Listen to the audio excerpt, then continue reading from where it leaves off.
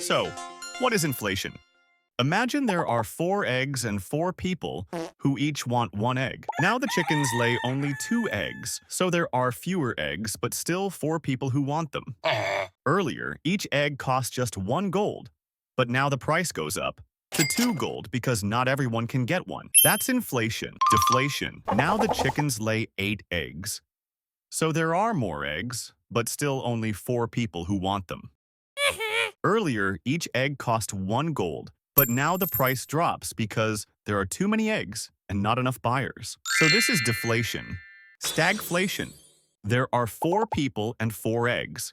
Now the chickens lay only 2 eggs, so there are fewer eggs, and prices go up.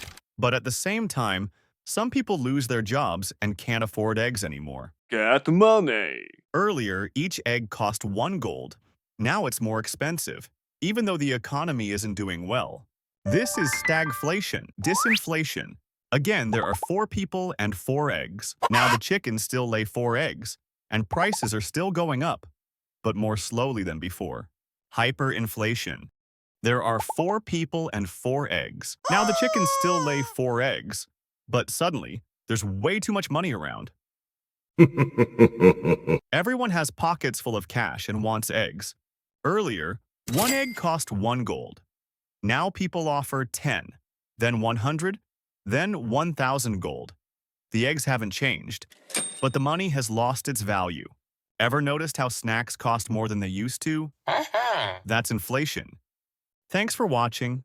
See you next time when eggs explain the world, and don't forget to subscribe.